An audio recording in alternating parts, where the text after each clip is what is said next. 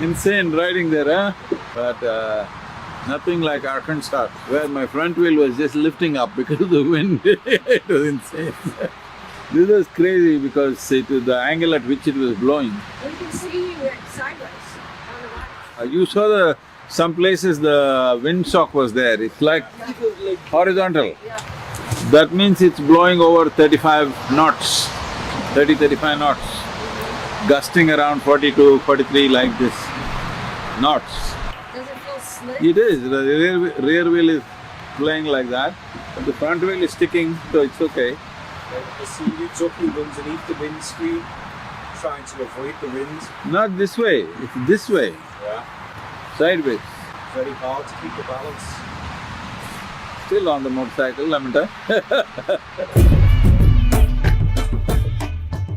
Academy like that, because once I put my head down to do something, no matter what the hell, I have to keep going. You think this is a problem?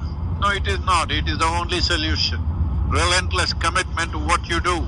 That is the only solution. Save soil, let's make it happen.